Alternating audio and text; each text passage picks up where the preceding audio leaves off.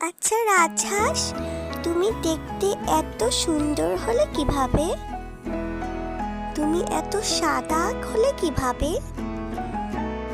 তুমি কি কোনো জলের খাবার খাও, তাই বলে এত সাদা ও সুন্দর? কি খাবার খাও তুমি জলের? বলো না আমায়, কিভাবে এত সুন্দর সাদা হলে তুমি? আমি কিভাবে তোমার মতো সাদা হব ও সুন্দর হব? আমার গায়ের রং তো অনেক কালো। আমার এই কালো রং একটু ভালো লাগে না। আমি চাই আমার গায়ের রং যেন তোমার মতো হয়ে যায়।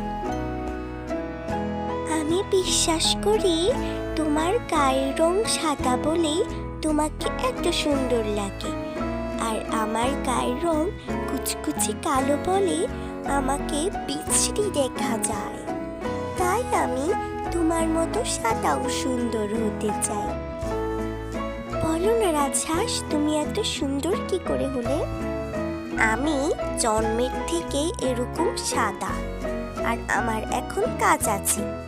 তোমার সাথে আর গল্প করতে পারবো না। আমি এখন চললাম।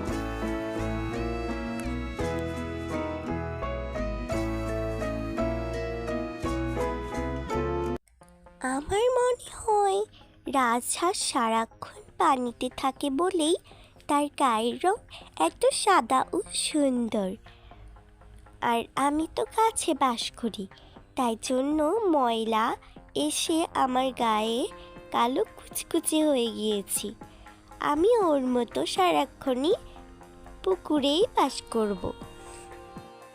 তাহলেই তো ওর মতো এত সাদা ও সুন্দর হতে পারবো, আর সবাইকে দেখাবো যে আমি কত সুন্দর। কাক পানিতে ডুব দেয়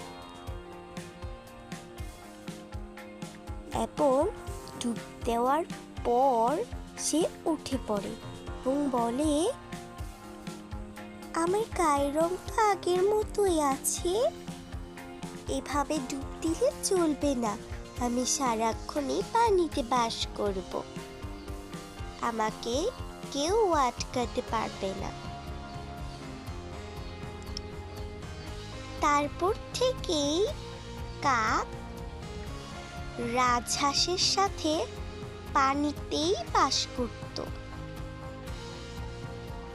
সে 3 দিন ধরে কিছুই খেলো না, পানিতেই থাকলো। তার অনেক খিদে পেল, তাও সে খেলো না, কারণ সে ভাবতো যে পানি থেকে উঠলেই তার গায়ের রং আর সাদা হবে না। তারপর কাক একবার মারা যায়।